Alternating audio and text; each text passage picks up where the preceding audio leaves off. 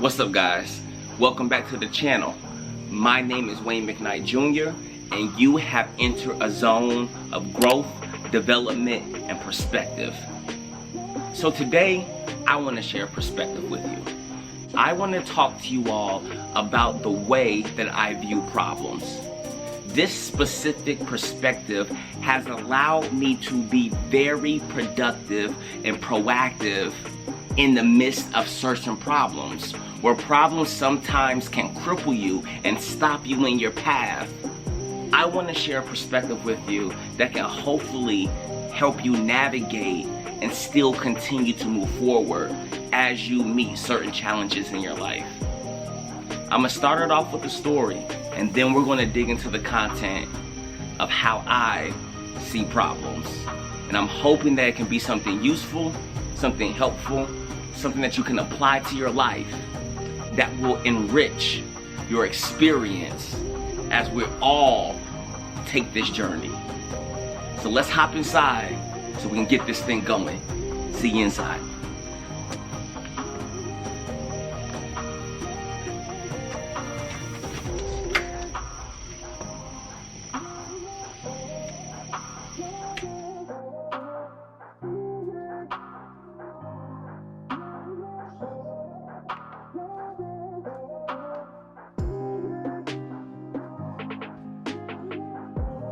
Alright guys, so like I was saying outside, I want to start this off with a story. So a couple days ago, I was having a good conversation with a really good friend of mine. We're talking about life, goals, and things of that nature. So throughout the conversation, she made a statement in a response to my statement. And she said to me, "Yeah, but you have a perfect life." Time out. Before I get to how I responded to that statement, I want to make something clear. Regardless of how you see your current situation, how you see your current life, there is another person that is looking at the very same thing and has a completely different point of view of it. You may feel like you're behind. You may feel like you're not making any progress. You may feel like you are not where you want to be, but there is another person that is looking at your situation where their goal is literally to be where you are. Not to be like you, but to create a situation that is very similar to the type of life or type of situation that you currently have right now. So remember this, the next time you start beating yourself up about something, remember that there is another person that is working hard to get to where you currently are. So having a practice of gratitude as we are moving throughout our journey is key. Okay, time in. Back to my response. So when she said I had a perfect life, I had to pause for a minute. I had to process that statement. And I said, "Ma'am, while I understand the illusion, it is not all rainbows and sunshine on this part of town. Yes, I agree.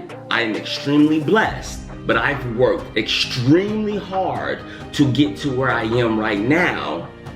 And I'm fortunate and I'm grateful for it, but my life is far from perfect." So she goes on to say, "Well, why do you say that your life's not perfect?" So I go into detail of the areas of opportunity that I have. And then she says to me, "Yeah, but those are small problems." Boom, right there. I recognize an opportunity to share a perspective. I said, "Look, I don't look at problems as big or small. I look at problems as resistance. And yes, there are varying degrees of resistance, but it is resistance nonetheless.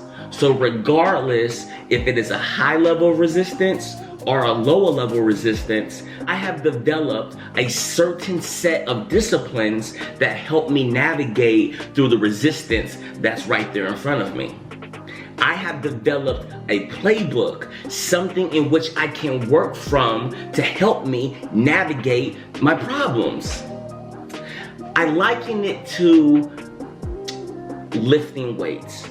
So let's say, I don't have a bar here, but let's say you have a bar and there's no weight on it. You lift it, right? That's the motion.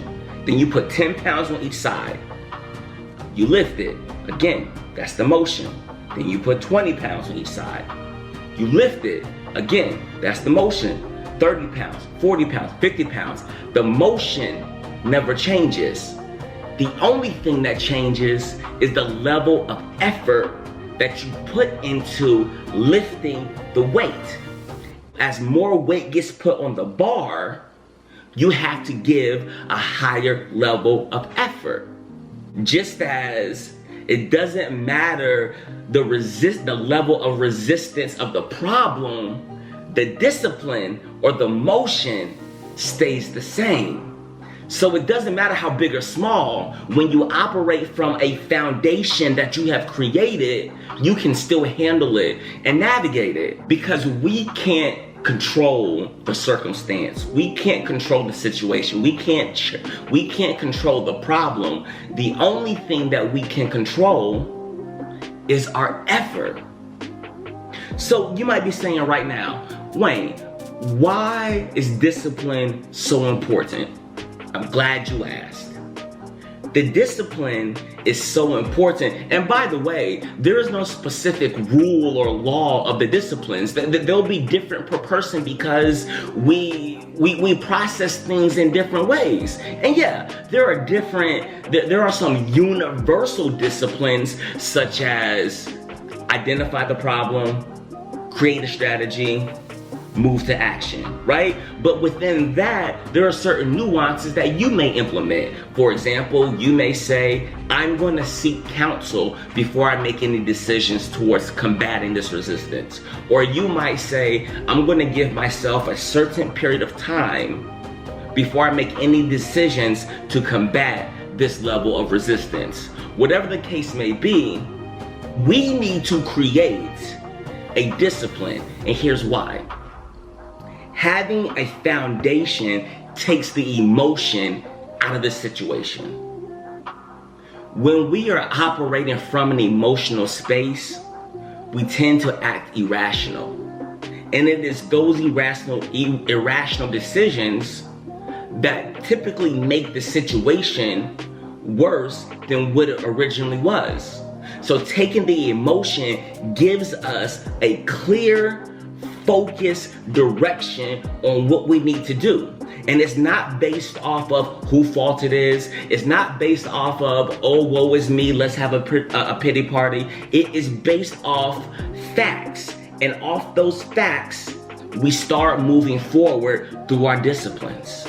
So having a set of disciplines will make handling the resistance that is presented in our lives on a day-to-day basis. It will give us a path in which we can follow. It doesn't make it easy, but it gives us a direction. It gives us a path. It gives us clarity. It gives us focus. And you remember from the video, the power of focus. When we lock in on something, it amplifies. And we can start giving all of our energy towards overcoming that resistance. So if you have not thought about this in the past, if you are viewing your problems as these things that just turn your day from good to bad, if you are viewing your problems that make you feel like the world is coming to an end, if you are viewing your problems like life is unfair, why is life picking on me? I implore you, please, change your perspective of how you see your problems.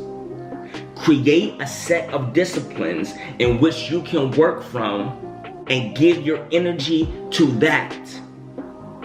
And you will find yourself overcoming problems, overcoming challenges, overcoming resistance in a manner that sets an example for other people to see. And in turn, they will then go about doing the same thing that you do. Your life is an inspiration.